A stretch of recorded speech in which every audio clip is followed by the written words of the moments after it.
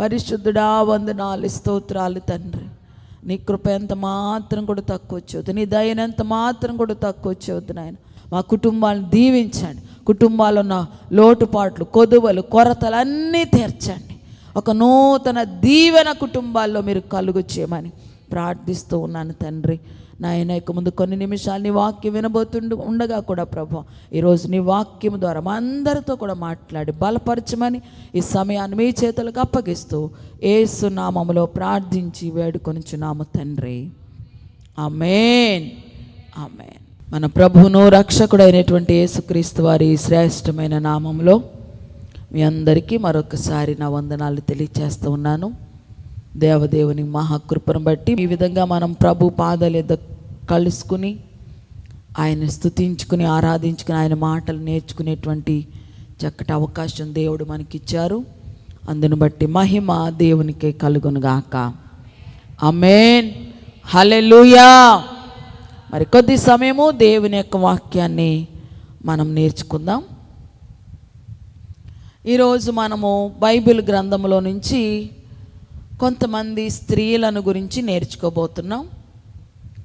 దేవుడు వారికి ఏ రకమైనటువంటి వరములను ఇచ్చి, దేవుడు వారికి ఏ రకమైన తలాంతులను ఇచ్చి వారిని వాడుకున్నారో అనేటువంటి సంగతిని ఈరోజు మనము నేర్చుకోబోతా ఉన్నాం. దేవుడు అనేక మంది స్త్రీ పురుషులను వాడుకున్నాడు. దేవుడు బైబిల్ గ్రంథంలో అనేక మంది పురుషులను వాడుకున్నారు, స్త్రీలను కూడా వాడుకున్నారు. కానీ ఎక్కువగా మనము పురుషుల గురించే ధ్యానిస్తూ ఉంటాము, కానీ స్త్రీలను ఎలా వాడుకున్నారు అనేటువంటి విషయాన్ని మనం అంతగా ధ్యానించం సాధారణంగా సంఘాల్లో. కానీ ఇది స్త్రీల కూడిక కాబట్టి మనం ఖచ్చితంగా స్త్రీల గురించి నేర్చుకోవాలి. కనుక దేవుడు బైబిల్ గ్రంథంలో స్త్రీలను ఏ రకమైన తలాంతులతో నింపి వాడుకున్నాడో అనే విషయాన్ని మనం నేర్చుకుంటున్నాం. దేవునికి స్తోత్రం, దేవునామానికి మహిమ కలుగునుగాక. దేవుడు మనుషులను పుట్టించిన తర్వాత దేవుడు ప్రతి ఒక్కరికి ఏదో ఒక తలాంతునిస్తాడు. ఏదో ఒక తలాంతు మనలో ఉంటుంది. అయితే ఆ తలాంతు ఏంటి అనేది మనము తెలుసుకుని ఆ తలాంతును మనము ఉపయోగించినట్లయితే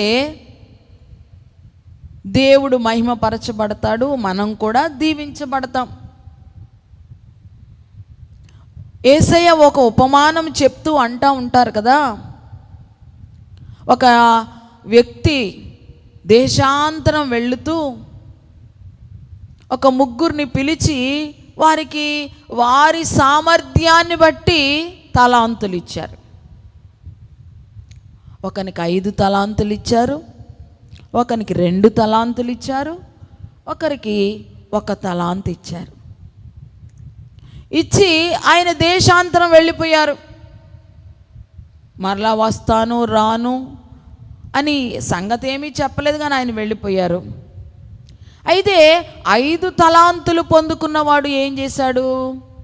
దానితో వ్యాపారం చేసి మరి 5 తలాంతులను సంపాదించాడు.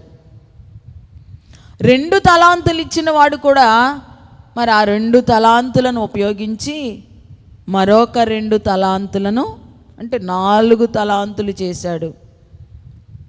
ఈ 1 తలాంతు ఇచ్చిన వాడు మాత్రం ఏం చేశాడంటే, ఇతడు ఇచ్చాడు కానీ మరలా ఏదో రోజున వచ్చి అడుగుతాడు, ఆ రోజుని ఇది ఇవ్వకపోతే అప్పుడు గొడవ చేస్తాడు, ఎందుకు వచ్చిన బాధ అని చెప్పి ఈ తలాంతుని ఏం చేశాడు? వాడకుండా భూమిలో దాచిపెట్టేశాడు. కొన్ని సంవత్సరాల తర్వాత ఆ యజమానుడు తిరిగి రానే వచ్చాడు. ముగ్గురిని పిలిచాడు.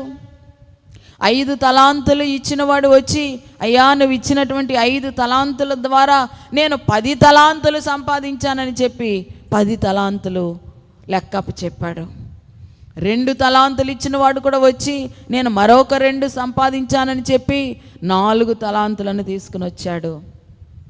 ఈ 1 తలాంతు తీసుకొచ్చిన వాడు మాత్రము అంటా ఉన్నాడు కదా, ఇదిగో నువ్వు విత్తని చోట కోయివాడు అని నాకు తెలుసు, నువ్వు చాలా కఠినాత్ముడు అని తెలుసు, నాకు తెలుసు నువ్వు ఏదో రోజు వచ్చి మరలా నన్ను అడుగుతావని నాకు తెలుసు, అందుకనే నేను ఇదిగో భూమిలో దాచిపెట్టాను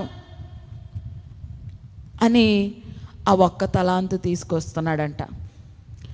5 తలాంతులు ఇచ్చిన వాడిని, 2 తలాంతులు ఇచ్చిన వాళ్ళు ఆ తలాంతులను మల్టిప్లై చేసుకున్నారు, దాన్ని అభివృద్ధి పరుచుకున్నారు.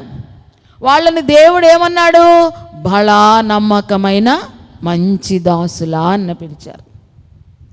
ఈ ఒక్క తలాంతు ఇచ్చిన వాడు ఈ తలాంతు వాడలేదు కాబట్టి ఆ వ్యక్తిని చూసి ఏమన్నాడు? సోమరివైన చెడ్డ దాసుడా అని చెప్పి తిట్టి ఆ ఒక్క తలాంతు తీసుకుని 10 తలాంతులు గలవానికి ఇచ్చేశాడంట.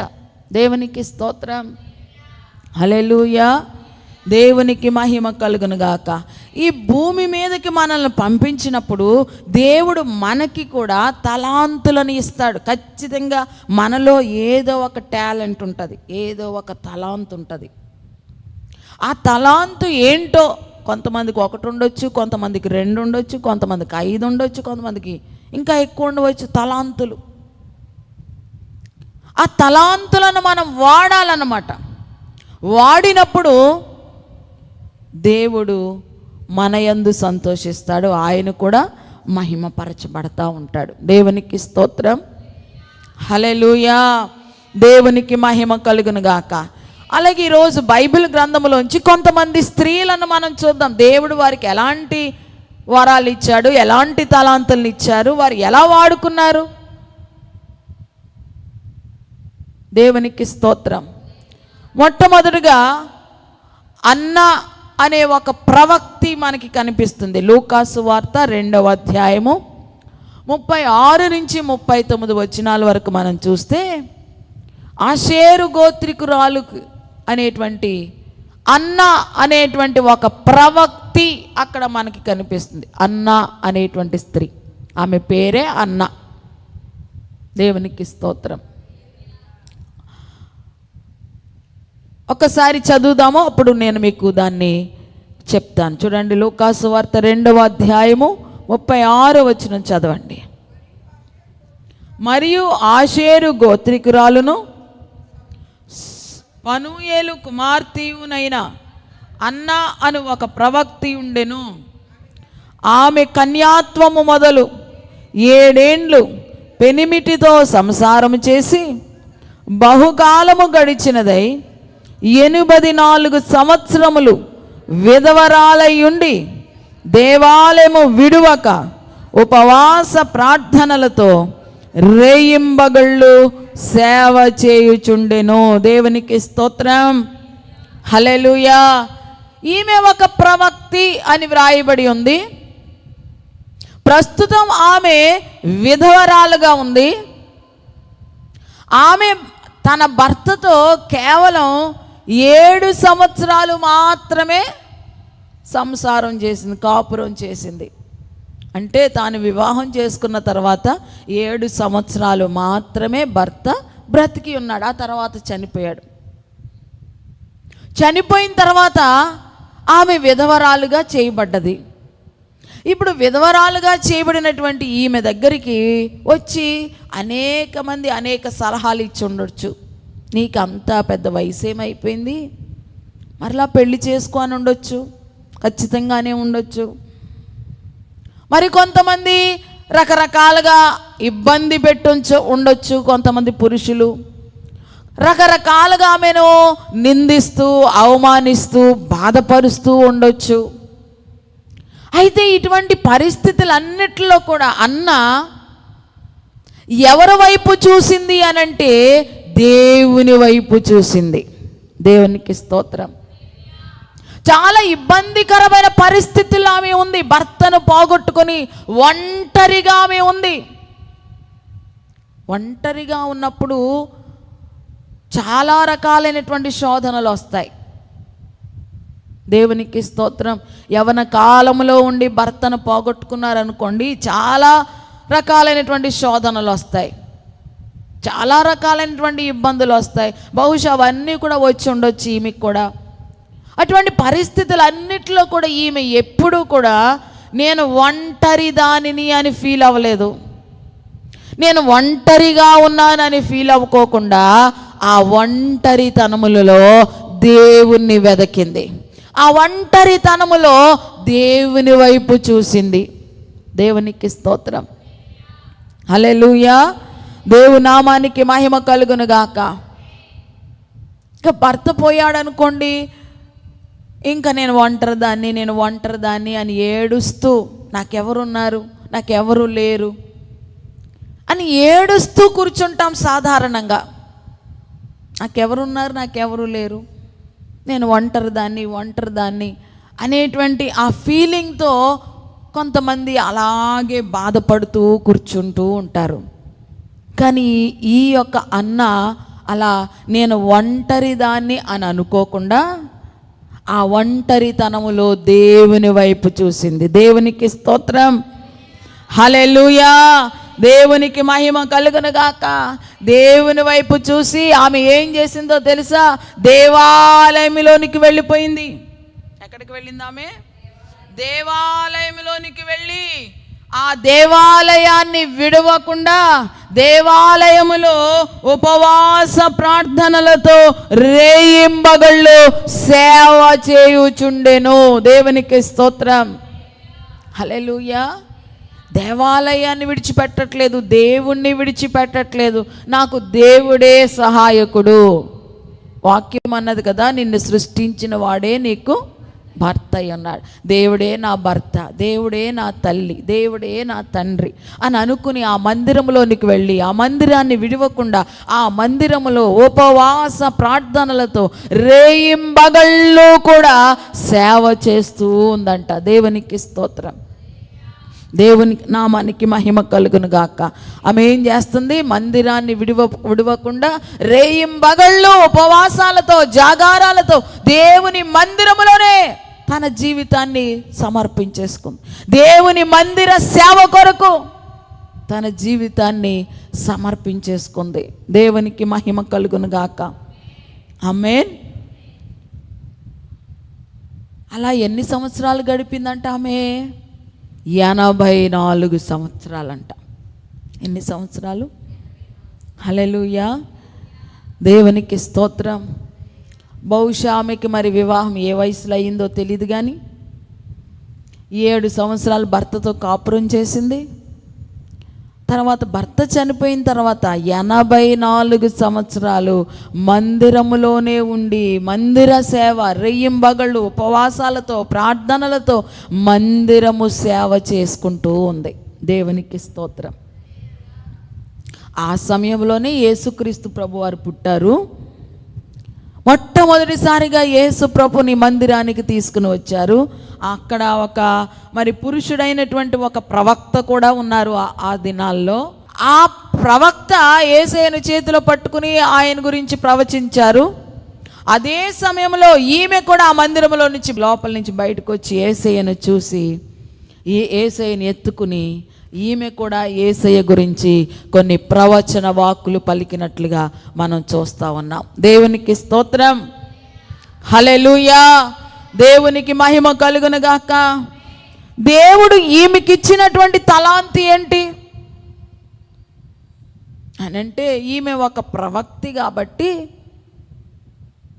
ఈమెలో ప్రవచన ఆత్మ అనేటువంటి ఒక వరం ఆమెలో ఉన్నది. ఆమెకి ఇవ్వబడినటువంటి వరం ఏంటంటే ప్రవచన వరం. ఆమె ప్రవక్తిగా పిలువబడ్డది. దేవునికి స్తోత్రం. ప్రవక్తి అని అన్నారంటే ఆ మందిరంలో ఆమె ఉంటూ సేవ చేసుకోవటమే కాదు, అనేకమైన ప్రవచనాలు ఆమె చెప్పిందనమాట.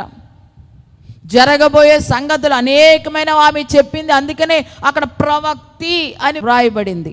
దేవునికి స్తోత్రం, హల్లెలూయా. తన శేష జీవితాన్ని దేవుని కొరకు సమర్పించేసింది. దేవుని మందిర సేవ కొరకు సమర్పించుకుంది. దేవుని కొరకే బ్రతికింది. ప్రవచన వరముతో తాను నింపబడింది. ఎంత గొప్ప ధన్యత ఆమెకి. దేవునికి స్తోత్రం, హల్లెలూయా. దేవునికి మహిమ కలుగును గాక. హల్లెలూయా. మనం కూడా ఎలా ఉండాలి అని అంటే, దేవుని సన్నిధిలో ఎక్కువ సమయం గడిపే వారంగా మనం ఉంటే దేవుడు మనలను కూడా ప్రవచన వరముతో నింపుతాడు. దేవునికి స్తోత్రం. స్త్రీలంగా మనము ప్రవచించే వారంగా ఉండాలి. ఎలా ఉండాలి చెప్పండి? హల్లెలూయా. మనము పరిశుద్ధాత్మలో వర్ధిల్లాలి కదా, ఇంకెప్పుడు ఒకే స్థితిలో ఉండడం కాదు కదా. మనం పరిశుద్ధాత్మలో మనం ఎదగాలి. పరిశుద్ధాత్మ 9 కృపావరాలు మనకు అనుగ్రహిస్తారు. బైబిల్ గ్రంథంలో 9 కృపావరాలు ఉన్నాయి. ఆ వరాల్లో ఒక వరమే ప్రవచన వరం. ప్రవచన వరాన్ని ఆసక్తితో అపేక్షించండి అని వాక్యం సెలవిస్తూ ఉంది.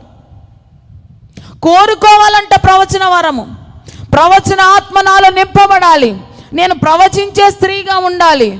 నాలో నుండి ప్రవచనము బయటికి రావాలి అని మనము కోరుకోవాలి. ఆపేక్ష కలిగి ఉండాలి. ప్రవచించే స్త్రీలుగా మనం ఉండాలని ఈరోజు మొట్టమొదటిగా దేవుడు మనకు నేర్పిస్తూ ఉన్నాడు. దేవునికి స్తోత్రం. ఒకవేళ ఆల్రెడీ నీ పట్ల దేవుడు ఆ ఉద్దేశాన్ని కలిగి ఉన్నాడేమో, నీలో ఆ టాలెంట్ పెట్టాడేమో, ఆ తలాంతు ఆల్రెడీ నీకు ఇచ్చాడేమో, కానీ దాన్ని నువ్వు ఉపయోగించట్లేదేమో, ఆ తలాంతును వాడట్లేదేమో. దేవునికి మహిమ కలుగును గాక. నీకు ఇవ్వబడినటువంటి ఆ తలాంతు ఎప్పుడు వాడబడుతుంది అనంటే దేవుని సన్నిధిలో ఎక్కువ సమయం గడిపినప్పుడు, ఉపవాసములతో, ప్రార్థనలతో, దేవుని పాదాల యొద్ద మనం ఎక్కువగా సమయం గడిపినప్పుడు ఆ తలాంతు మనలోంచి బయటకు వస్తుంది. ఆ తలాంతు మనలో వాడబడుతుంది. దేవునికి స్తోత్రం. హల్లెలూయా. దేవునికి మహిమ కలుగును గాక. ఏదో వచ్చినప్పుడల్లా కాసేపు ఆరాధన చేసినప్పుడు ఇలాగ అనేసి వెళ్ళిపోతే సరిపోద్దులే అనుకోకూడదు. ఆ పరిశుద్ధాత్మను పొందేసుకుని భాషలు కాసేపు మాట్లాడేసి వెళ్ళిపోతే సరిపోతుందిలే అని అనుకోకూడదు. కృపావరములు మనలోంచి బయటికి రావాలి. దేవునికి స్తోత్రం. ఏ వరములు రావాలి మనలోంచి? కృపావరములు మనము కలిగిన స్త్రీలుగా ఉండాలి. ఇక్కడ ఒక అన్న అనేటువంటి ప్రవక్త భర్త పోయాడని చెప్పి నిరాశతో కృంగిపోలేదు. దేవుని పాదాలు పట్టుకుందంతే, దేవుని సన్నిధిలో గడిపిందంతే. దేవుడు ఆమెను అద్భుతమైనటువంటి వరముతో నింపాడు. అనేకులకు ఆశీర్వాదకరంగా మారిపోయిందంతే. ఆమేన్. హల్లెలూయా. మన జీవితాల్లో కొన్నిసార్లు పరిస్థితులు తారుమారవుతాయి. మనం అనుకునే ఆలోచనలు వేరు, జరిగేవి వేరుగా ఉంటాయి. ఆ ప్రతికూల పరిస్థితులలో మనము దేవుని వైపే చూసేవారంగానే ఉండాలి. ఆ ప్రతికూల పరిస్థితులలో దేవుని ఆశ్రయించేవారుగా మనం ఉండాలి. దేవుని పాదాలు పట్టుకుని వదలకుండా మనం ఉండగలిగినట్లయితే దేవుడు ఖచ్చితంగా నేను అనేకులకు ఆశీర్వాదకరంగా మార్చేస్తాడు. ఆమేన్. హల్లెలూయా. దేవునికి మహిమ కలుగును గాక. ఈ అన్న అనేటువంటి ఈ స్త్రీని దేవుడు ప్రవక్తిగా స్థిరపరిచి ప్రవచన వరం ఆమెలో నింపాడు. ఆ విధంగా ఆమెను వాడుకున్నట్లుగా బైబిల్ గ్రంథంలో మనం చూస్తూ ఉన్నాం. మనం కూడా స్త్రీలంగా ఎక్కువ సమయం ప్రార్థన చేసి కృపావరాలు కూడా అడగాలి దేవుణ్ణి. అడుగుతారా ఈ రోజు నుంచి? కృపావరాలు చాలా ఉన్నాయి కదా. ఏదో ఒక వరం మనలో పనిచేయాలి. ఏదో ఒక వరము మనలో నుంచి బయటికి రావాలి. అడగాలి. ప్రవచన వరం ఉన్నది, భాషల వరం ఉంది కదా, భాషలకు అర్థము చెప్పే వరం ఉంది. అది ఎంత విలువైందో అడుగుతున్నామా మనం ఎప్పుడైనా? భాషలకు అర్థం చెప్పే వరం నాకు కావాలని. మన ఆసక్తిని బట్టి కూడా దేవుడు కొన్నిసార్లు ఆ వరాలు మనకి ఇస్తాడు. అడగాలి దేవుణ్ణి. దేవునికి స్తోత్రం. హల్లెలూయా. దేవునికి మహిమ కలుగును గాక. రకరకాల కృపావరాలు, నా కృపావరాలు మనలోంచి బయటికి రావాలి. మెయిన్గా స్త్రీలంగా ప్రవచన ఆత్మను మనం కోరుకోవాలి. దేవునికి స్తోత్రం. బైబిల్లో చాలామంది ప్రవక్తలు ఉన్నారు. ప్రవక్తలు ఉన్నారు. ప్రవక్తలుగా ఉన్నవారు కూడా చాలామంది ఉన్నారు. అందులో ఒక ప్రవక్తియే ఈ అన్న. కాబట్టి మొట్టమొదటిగా నేను తెలియచేస్తున్నాను, దేవుడు ఆమెకు ప్రవచన వరాన్ని ఇచ్చి ఆమె తన శేష జీవితాన్ని దేవుని సన్నిధిలో అప్పగించుకున్నప్పుడు ఆమెను ఒక ప్రవక్తినిగా దేవుడు స్థిరపరిచి వాడుకున్నాడు. దేవునికి స్తోత్రం. హల్లెలూయా. మనము ఒంటరి వారమని, నాకెవ్వరూ లేరని బాధపడొద్దు, కుమిలిపోవద్దు, ఏడుస్తూ కూర్చోవద్దు. దేవుడున్నాడు మన పక్షంగా. ఒంటరిగా ఎవరిని ఆయన వదలడు. మనం ఒంటరి వారం కాదు, ఎప్పుడు దేవుడు మన ప్రక్కనే ఉంటాడు. ఆమేన్. హల్లెలూయా. కృంగిపోవలసిన పరిస్థితులు తెచ్చుకోవద్దు, బాధపడుతూ ఏడుస్తూ కూర్చునే పరిస్థితులు తెచ్చుకోవద్దు. దేవుడు నాకున్నాడనే ధైర్యం తెచ్చుకోండి. దేవుడు నా పక్కన ఉన్నాడనే ధైర్యం తెచ్చుకోండి. దేవుని పాదాల దగ్గర గడపండి, ఆయనతో మాట్లాడండి, ఆయనతో సమయం గడపండి. ఇంకా ఆయనతో మనం ఉంటే ఇక మనకి ఒంటరితనమే అనిపించదు కదా. మనకి ఏం కావాలో అన్నీ మనకి ఇస్తాడు కదా. మనల్ని ఎలా ఆశీర్వదించాలో ఆయనకి తెలుసు కదా. అలాగే మనల్ని ఆశీర్వదిస్తాడు. దేవునికి స్తోత్రం. హల్లెలూయా. గనుక కృపావరముల కొరకు ఆసక్తి కలిగిన వారమై మనము ఉండాలి. మొట్టమొదటిగా దేవునికి స్తోత్రం. ఈ అన్నాకి దేవుడు ఏ వరం ఇచ్చి వాడుకున్నాడు? ప్రవచన వరం ఇచ్చి వాడుకుని ఒక ప్రవక్తిగా ఆ దినాల్లో అన్నాను స్థిరపరిచాడు. రెండవదిగా మనం చూస్తే రెండవ స్త్రీ ఈ లూకాసు వార్తలో 4వ అధ్యాయంలోనే 38, 39 వచనాల్లో మనకు కనిపిస్తుంది. చదవండి ఆ మాటలు. ఆయన సమాజ మందిరములో నుండి లేచి సీమోను ఇంటిలోనికి వెళ్ళెను. సీమోను అత్త తీవ్రమైన జ్వరముతో పడి ఉండెను గనుక ఆమె విషయమై ఆయన యొద్ద మనవి చేసుకునిరి. ఆయన ఆమె చెంతగా నిలవబడి జ్వరమును గద్దింపగానే అది ఆమెను విడిచెను. వెంటనే ఆమె లేచి వారికి ఉపచారము చేయసాగెను. దేవునికి స్తోత్రం. రెండవది ఇక్కడికి మనకు కనిపిస్తున్న స్త్రీ ఎవరు అని అంటే పేతురు అత్త. ఎవరు చెప్పండి? పేతురు అత్త. పేతురు యొక్క భార్య యొక్క తల్లి అన్నమాట. ఒక రోజున ఆమె జ్వరంతో మంచాన పట్టింది. యేసయ్య ఆ ప్రదేశానికి వాళ్ళ ఇంటికి వచ్చినప్పుడు, సీమోను ఇంటికి వచ్చినప్పుడు సీమోను పేతురు చెప్పాడు, మా అత్త చాలా జ్వరంతో బాధపడుతుంది యేసయ్య అని ఆయనకు మనవి చేసుకుంటే, యేసయ్య ఆమె దగ్గరకు వచ్చి ఆమె చెయ్యి పట్టుకుని జ్వరమును గద్దించాడంట. దేవునికి స్తోత్రం. ఎప్పుడైతే జ్వరాన్ని గద్దించాడో ఆ జ్వరం ఆమెను వదిలి వెళ్ళిపోయింది. ఎప్పుడైతే జ్వరాన్ని నుంచి విడుదల పొందిందో వెంటనే ఆమె లేచింది. అప్పటి వరకు మంచం మీద ఉన్నటువంటి ఆమె లేచి ఏం చేసింది చెప్పండి? వారికి ఉపచారము చేయసాగెను. దేవునికి స్తోత్రం. వారికి పరిచర్య చేస్తూ ఉంది. యేసయ్యకు ఆయన శిష్యులకు ఉపచారము పరిచర్య చేస్తూ ఉంది. ఈ పేతురుకు అత్తకిచ్చినటువంటి వరం ఏంటంటే పరిచర్య చేసే వరం, ఉపచారము చేసే వరం. దేవునికి స్తోత్రం. హల్లెలూయా. దైవ సేవకులకు, దేవుని దాసులకు ఉపచారము చేసేటువంటి పరిచర్య చేసేటువంటి ఒక గొప్ప వరము ఈమె కలిగి ఉంది. దేవునికి స్తోత్రం. దైవజనులకు ఉపచారము పరిచర్య చేయడం కూడా ఒక రకమైనటువంటి తలాంతే. అందరూ చేయలేరు దైవజనులకు పరిచర్య. దేవునికి స్తోత్రం. మందిరంలో పరిచర్య అందరూ చేయలేరు. కొంతమంది మాత్రమే చాలా యాక్టివ్గా ఉంటారు. చూడండి, ఏ పనైనా సరే ఇది చెయ్యండి అని మనం వాళ్ళకి చెప్పవసరంలా. వాళ్ళు తమంతట తామే కల్పించుకుని చేసేస్తూ ఉంటారు కొన్ని పనులు. దేవునికి మహిమ కలుగును గాక. ఆమేన్. సంఘంలోనికి వచ్చినప్పుడు పరిస్థితులు చూస్తారు, అమ్మో ఇక్కడ ఈ పని ఉంది, ఇక్కడ ఉంది, ఇది ఉంది, వెంటనే చెయ్యాలి అని చెప్పి వాళ్ళే పని కల్పించుకుని చేసేస్తూ ఉంటారు. మనం వాళ్ళకి ఇది చెయ్యండి అని చెప్పవసరం లేదనమాట. కొంతమంది అలాగా పరిచర్య చేయడానికి ఎప్పుడు కూడా రెడీగా ఉంటారు. నేను అంటాను, వాళ్ళకి దేవుడిచ్చినటువంటి తలాంత్ ఏంటంటే పరిచర్య చేసేటువంటి తలాంతు. దేవునికి స్తోత్రం. హల్లెలూయా. దేవునికి మహిమ కలుగును గాక. పరిచర్య చేయడం కూడా ఒక వరమే. ఆమె జ్వరంతో పడి ఉన్నప్పుడు యేసయ్య వచ్చి ఆమెను స్వస్థపరచగానే ఆమె లేచి వెంటనే ఉపచారము చేసింది. దేవునికి స్తోత్రం.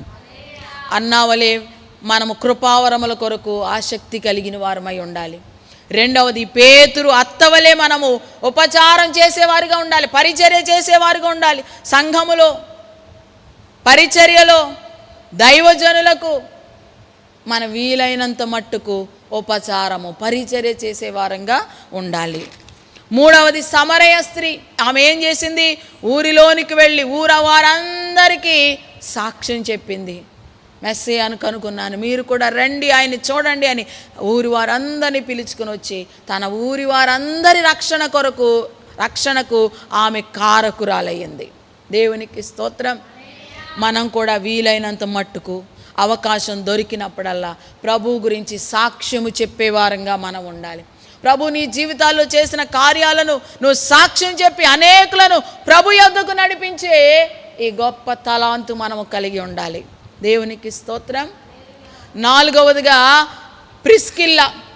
ఈమె ఏం చేసింది? దేవుని వాక్యాన్ని విశదపరిచింది, దేవుని వాక్యాన్ని వివరించే స్థితిలో ఉంది ఈ ప్రిస్కిల్లా. అవసరమైతే మనము దేవుని వాక్యాన్ని వివరించే వారిగా ఉండాలి. ఒంటరిగా ఎవరైనా దొరికారు, వాక్యం వాళ్ళకి అర్థం కావట్లేదు, లేదా వాక్యం వాళ్ళకి తెలియదు, నువ్వు చదివి వాళ్ళకి వివరించాలి వాక్యంలో ఏముందో. హల్లెలూయా, హల్లెలూయా. వివరించి వారిని మరింతగా దేవునిలో బలపరచాలి. దేవునికి స్తోత్రం. వాక్యం చెప్పడం అంటే ఇక్కడ నిలబడే వాక్యం చెప్పాలనేమి కాదు. ఒక్కరు దొరికినా సరే వాక్యం వాళ్ళకి చెప్పి వాళ్ళని దేవునిలో బలపరచడానికి మన వంతు కృషి మనము చెయ్యాలి. తర్వాత, బీద విధవరాలు. ఆమె ఇచ్చే తలాంతును కలిగి ఉంది, తనకున్నదంతా ఇచ్చేసింది. దేవునికి స్తోత్రం. హల్లెలూయా. మనం చూసాం, అబీగయిలు అర్థం చేసుకునే తలాంతు, పరిస్థితులను అర్థం చేసుకుంది, వెంటనే దాన్ని చక్కపరుచుకోగలిగింది. దేవునికి స్తోత్రం. ఇటువంటి అర్థం చేసుకుని, పరిస్థితులను అర్థం చేసుకుని మరి చక్కబరుచుకునేటువంటి చక్కని తలాంతు కూడా మనము కలిగి ఉండాలని ఈరోజు వాక్యము ద్వారా దేవుడు మనందరికీ తెలియచేశాడు. దేవునికి స్తోత్రం. బైబిల్ గ్రంథంలో అనేక మంది స్త్రీలు ఉన్నారు, ఒక్కొక్కరికి ఒక్కొక్క తలాంతునిచ్చి దేవుడు వారిని వాడుకున్నాడు. దేవునికి స్తోత్రం. హల్లెలూయా. ఒకవేళ ఏ తలాంతు లేదని నీకు ఎందుకని అనిపిస్తుంది? ఇప్పుడు నేను చెప్పేవన్నీ కూడా మనము చేయొచ్చు. హల్లెలూయా. ప్రవచన వరం కావాలని దేవుణ్ణి అడగొచ్చు. రెండవది, పరిచర్య చేయొచ్చు, సాక్ష్యం చెప్పొచ్చు, బోధించవచ్చు, నాయకులుగా ఉండొచ్చు, అర్థం చేసుకోవచ్చు. ఇవన్నీ మనం కూడా చేయొచ్చు.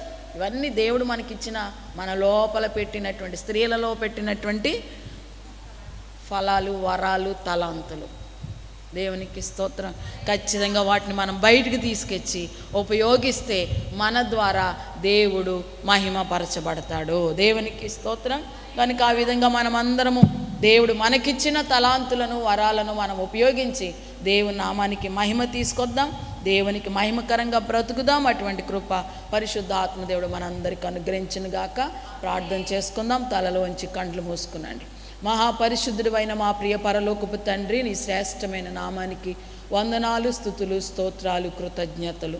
అయ్యా, ఈరోజు చిన్న వాక్యం ద్వారా మాతో మాట్లాడినారు. బైబిల్ గ్రంథంలో అనేక మంది స్త్రీలను కొన్ని వరాలతో వారిని నింపి వాడుకున్నారు. ప్రభువా, ఎవరిని ఏ వరంతో నింపుకుని వాడుకున్నారో నాయన కొందరి గురించి మాత్రమే మేము తెలుసుకున్నాము తండ్రి.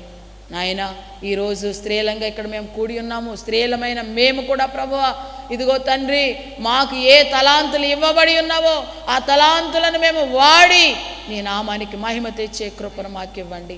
ఇదిగో మేము ప్రత్యేకంగా ప్రవచన వరము కొరకు అపేక్ష కలిగిన వారుగా ఉండాలి నాయన. ఉపచారము, పరిచర్య చేయడానికి అపేక్ష కలిగి ఉండాలి నాయన.